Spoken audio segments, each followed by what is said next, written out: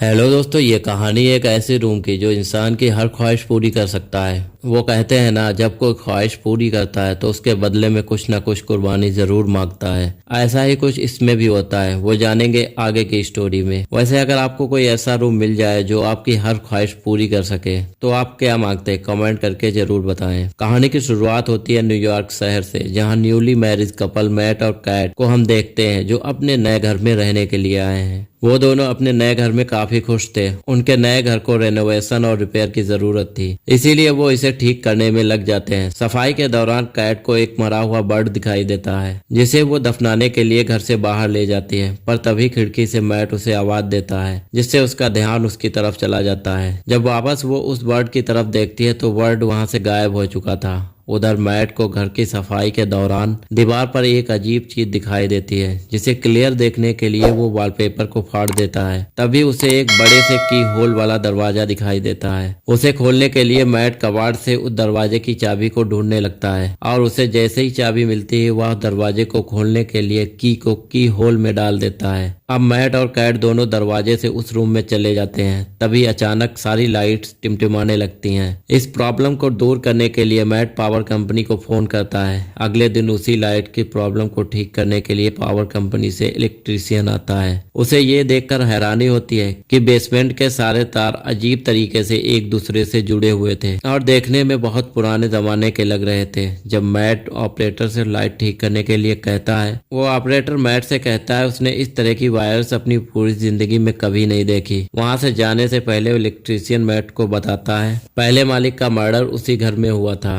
Mat के लिए ये काफी चौंकाने वाली बात। वो इस घर के बारे में रिसर्च करने लगता है। एक पुराने न्यूज आर्टिकल को पढ़कर मैट को पता चलता है कि मरने वाले कपल का नाम पॉल और मैडलिन शेफर था, जबकि सस्पेक्ट की पहचान नहीं हो पाई थी। उसे जॉन नाम से पुकारा जाता था। मैट एक स्केच आर्टिस्ट था, इसीलिए वो अपने स्केच पैड पर उसकी तस्वीर बनाने की कोशिश करता है। थोड़ी देर बाद वो आराम करने के लिए मिस्टीरियस रूम में चला जाता है। वहाँ एक बोतल शराब पीकर खत्म कर देता है, लेकिन यहाँ पर उसे और शराब पीने की इच्छा होती है कि तभी लाइट्स टिमटिमाती हैं और अचानक शराब की एक और बोतल सामने हाजिर हो जाती है, जिसे देखकर मैट काफी हैरान हो जाता है। उस बोतल को अच्छी तरह से देखने के बाद वो इस नतीजे पर पहुंचता है, ये रूम किसी की भी इच्छा को पूरा कर सकता है। दूसरी तरफ लिविंग रूम की लाइट्स टिमटिमाने की वजह से कैट की नींद खुल जाती है। वो मैट को अपने पास ना पाकर उसे ढूंढने के लिए ऊपर की तरफ चली जाती है। वहां जाकर वह देखती है कि पूरा रूम नई चीजों से भरा हुआ है और मैट वहां खुश नजर आ रहा है। वो कैट को एक पेंटिंग दिखाते हुए कहता है कि उस रूम में किसी भी विश को पूरे करने की ताकत है। कैट इसे मैट का मजाक समझती है, पर अपने हस्बैंड की गंभीरता को देखते हुए वो इसे चेक करने के लिए $1000 की विश करती है। कैट के मांगे हुए पैसे मैट रूम में ढूंढने लगता है और पैसे मिल जाते हैं। फिर भी कैट को पूरी तरह विश्वास नहीं होता, तो वो दोबारा $1 मिलियन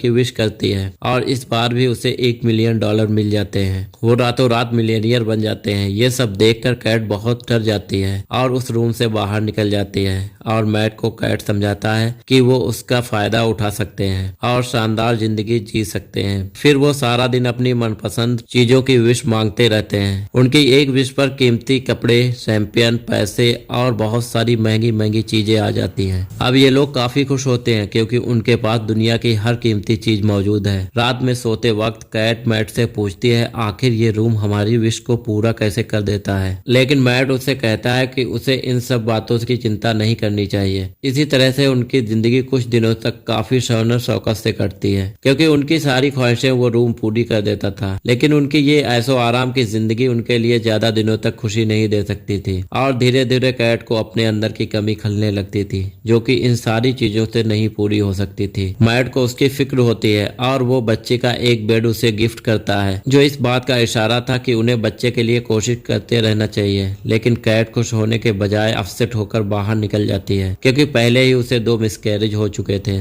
थोड़ी देर बाद कैट उस रूम में जाकर एक बच्चे की विश करती है और जब मैट को ये बात पता चलती है तो वो कैट पर बहुत गुस्सा करता है कि उसे बिना सलाह बच्चे की विश नहीं मांगनी चाहिए थी। इस पर दोनों के बीच काफी बहस होती है। कैट कहती है कि उसे ये शॉर्टकट इसीलिए अपनाना पड़ा ताकि वो लेबर पेन, मिसकैरेज की तकलीफ को और ना झेलना पड़े। वो कहती है वो दोनों इस बच्चे के साथ काफी खुश रहेंगे, पर मैट इस बात से एग्री नहीं होता और उस बच्चे को रूम में जाकर उसे गायब करने की विश करने को कहता है। वो दोनों उस रूम में जाते हैं पर कैट उस बच्चे को गायब करने की विश नहीं कर पाती और वो रोते हुए बच्चा मैट को दे देती है और बच्चे को गोद में लेकर मैट भी इमोशनल हो जाता है और वो भी गायब करने की विश नहीं कर पाता और बच्चे को वापस कैट को दे देता है। आखिरकार दोनों बच्चों को रखने के लिए तैयार हो जाते हैं। सीन शिफ्ट होता है। हम देखते हैं मैट की नजर अपने अधूरे स्केच पर पड़ती है जो जॉन का था।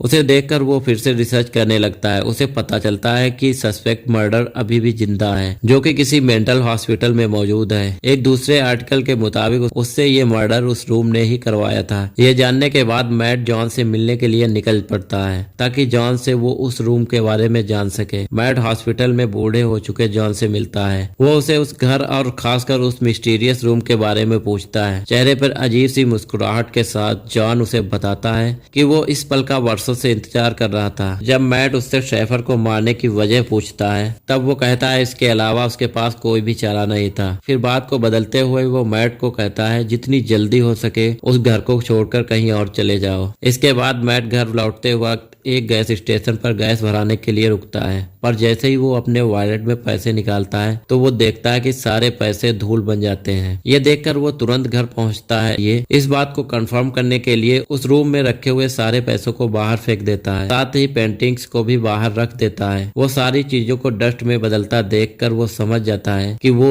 उस रूम से मिली किसी भी चीज को घर के बाहर नहीं ले जा सकते। मैट गुस्से में दीवार को तोड़ देता है ताकि वो रूम की मिस्ट्री को सॉल्व कर सके पर उसे उसके अंदर उलझी हुई वायर्स के सिवा कुछ नहीं मिलता। फिर वो दीवार पर लगे वॉलपेपर को फाड़ता है तो उसे वहाँ घर के मैप मिलता है जिसे सारे वायर्स के कनेक्शंस की जानकारी मिलती है। इस बीच कैट बच्चे को गोद में लिए बाहर जाने लगती है पर मैट उसे ये कहकर रोक देता है कि बच्चे को बाहर ले जाना सेफ नहीं है। वो उसे असल वजह नहीं बताता। कुछ दिनों बाद एक दिन बच्चा किसी दर्द की वजह से रोने लगता है और कैट से नहीं संभलता। तब मैट उसे गोद में लेकर बाहर चला जाता है पर कुछ ही सेकेंड्स में वो बच्चा बड़ा होने लगता है। जब वो लोग वापस घर में देखते हैं तो वो एक बड़ा बच्चा बन चुका था। उस रात कैट मैट को रूम की सच्चाई बता देता है। अगर हम रूम से कोई भी चीज बाहर ले जाते हैं तो वो पुरानी होकर डस्ट में बदल जाएगी। कैट उस बच्चे को बहुत प्यार करती थी। उसका नाम शेन रखती है। अगले कुछ दिनों तक कैट शेन को घर में ही पढ़ाती है और उसे समझाती है कि घर के बाहर नहीं जा सकते क्योंकि बाहर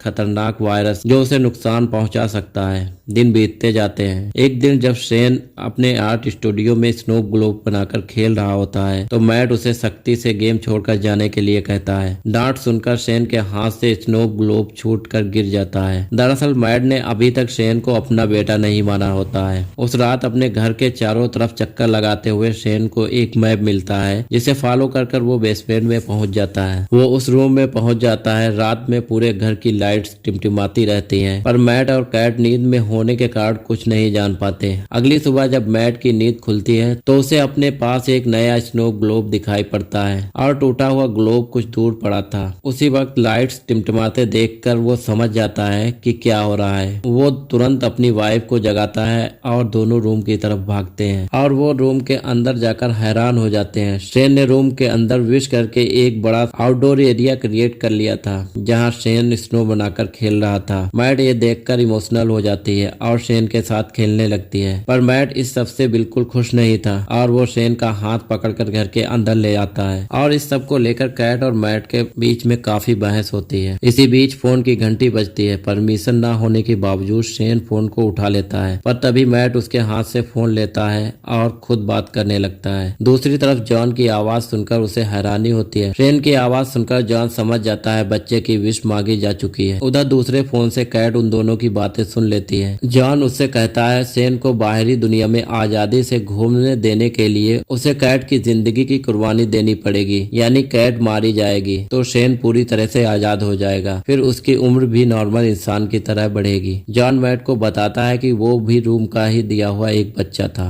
उसकी माँ ने उसके बाप को मार डाला और मुझे बड़ा करके खुद को मारने के लिए कहा ताकि उसका बेटा आजाद हो सके। फिर वो मैट से कहता है कि उसके पास दो ऑप्शंस हैं, या तो वो कैट को मारकर शेन को बचा ले या शेन को मारकर कैट को बचा ले। मेट का बिहेवियर शेन के साथ पागलों जैसा हो जाता है और वो गुस्से में आकर शेन से बता देता है कि वो उसका असली बेटा नहीं है और तो और उसके कोई माँ बाप भी नहीं है। गुस्से में आकर वो शेन को घर से बाहर निकाल देता है और शेन डरकर ऊपर चला जाता है। एक रात जब मेट और शेन इंटीमेसी में बिजी होती हैं, तो शेन उसने छिपकर देख लेता है। फिर वो उनके सोने का इंतजार करता है और जैसे ही वो सोते हैं, शेन चुपके से फ्रंट डोर की चाबी चुरा कर ले आता है। अगले दिन मैट और कैट फ्रंट डोर को खुला देखकर समझ जाते हैं कि शेन बाहर गया होगा कि तभी घर के पास एक अलग हिस्से में शेन को देखकर वो दोनों हैरान हो जाते हैं, क्योंकि शेन अब जवान हो चुका था पर उसका दिमाग अभी बच्चों जैसा ही होता है। वो दोनों पर गन पॉइंट कर देता है। तभी मैट उसे समझाने की कोशिश करती है, लेकिन मैट बीच में आकर शेन पर झपट पड़ता है। दोनों के बीच लड़ाई होने लगती है। इसी बीच कैट गिरकर बेहोश हो जाती है। थोड़ी देर बाद कैट मैट को जगाता है और उसे बताता है कि उन दोनों की लड़ाई के दौरान उसे गोली चल गई, जिससे शेन मर गया। ये सुनकर कैट काफी दुखी होती है। उधर दूसरे रूम में असली मैट को होश आ जाता है और पूरे घर में अपनी वाइफ की तलाश करता है कि तभी लाइट्स को टिमटिमाता हुआ देखकर वो समझ जाता है कि वो उसी रूम में है। उसे पूरा यकीन था कैट और उसकी शक्ल में शेन अंदर ही होगा। उधर कैट को बिल्कुल भी खबर नहीं थी कि उसके साथ बैठा हुआ आदमी मैट नहीं बल्कि शेन है। पर जल्द ही उसे आइस खाने के तरीके से पता चल जाता है कि ये मैट नहीं शेन है। और उधर असली मैट दीवार को तोड़कर उस रूम में पहुंच जाता है। शेन ने रूम को यूज करके उस जगह को काफी बड़ा कर लिया था। मैट समझ जाता है कि शेन उसकी वाइफ के साथ फिजिकल होने के लिए उसकी शक्ल और डुप्लीकेट घर भी बना लिया होगा। वो उस घर को ढूंढने के लिए जंगल में इधर उधर भागने लगता है और आखिरकार वो उस डुप्लीकेट घर में पहुंच जाता है, जहाँ शेन कैट के साथ जबरदस्ती करने की कोशिश करता है। मैट को देखकर शेन फिर से फाइट के लिए तैयार हो जाता है। इधर कैट मौका पाकर भागने वाली होती है, पर तभी वो दो मैट को देखकर काफी कंफ्यूज हो जाती है। दोनों में इतनी समानता थी कि पहचानना बहुत ही मुश्किल था। अचानक मैट उसका हाथ पकड़ लेता है और वो उसे धक्का देकर अपना हाथ छुड़ा लेती है और शेन का नाम पुकारती है। वो अपना नाम सुनकर उसकी तरफ देखता है, पर तभी उसके धक्के से वो नीचे गिरकर बेहोश हो जाता है और गिरते ही वो अपनी असली शक्ल में आ जाता है। इधर वो लोग घर से बाहर निकलने की कोशिश करते हैं पर निकल नहीं पाते, क्योंकि शेन ने रूम से उनके बाहर ना जाने के लिए विश मांगी थी। जब वो लोग घर से बाहर नहीं निकल पाते तो मैट रुक जाता है और बाहर निकलने के लिए कोई उपाय सोचने लगता है कि तभी वहाँ शेन आ जाता है और मैट को चाकू घोंप कर मार डालता है। फिर वो कैट को समझाने की कोशिश करता है। फिर उसे एहसास होता है ये तो सिर्फ उनके क्लोन है, जबकि असली मैट और कैट दौड़कर रूम से बाहर जंगल की तरफ भागते हैं। शेन भी उन्हें पकड़ने के लिए भागता है। असली घर में पहुंचते ही शेन मैट पर अटैक कर देता है और मैट उसे अपने हाथ से घर के बाहर ले जाता है। अपनी जान बचाने के लिए शेन दरवाजे की तरफ भागता है, पर तभी कैट दरवाजा बंद कर लेती है। कैट घर के अंदर से उसे बूढ़ा होते हुए देखती रहती है। धीरे धीरे उसकी बॉडी गलने लगती है। अंत में वो डस्ट में बदल जाता है। अब 1 महीने बाद हम देखते हैं दोनों एक छोटे से घर में सेटल हो जाते हैं, सुकून से रहने लगते हैं। पर थोड़े ही दिनों बाद कैट डरते हुए अपना प्रेगनेंसी टेस्ट करती है और रिपोर्ट पॉजिटिव आती है। वो बहुत कंफ्यूज होती है क्योंकि उसे पता नहीं था कि ये बच्चा मैट का है या शेन का। हालात पहले से बेहतर होने के बावजूद उसे लगता है कि वो उस रूम में है। लाइट्स फिर से ब्लिंक होने लगती हैं। ये कंफ्यूजन बना रहता है, या तो वो उस रूम में है या कहीं लाइट्स की फॉल्ट है। सेम इसी तरह कैट की प्रेगनेंसी भी एक कंफ्यूजन रहती है कि बच्चा मैट का है या फिर शेन का, क्योंकि उस घटना के 1 दिन पहले मैट और कैट के बीच इंटीमेसी हुई थी। उस डुप्लीकेट घर में शेन भी उससे सेक्सुअली असॉल्ट हो चुका था। इस कंफ्यूजन के साथ ये कहानी यहीं पर खत्म हो जाती है। आपको स्टोरी कैसी लगी कमेंट करके बताना बिल्कुल ना भूलें।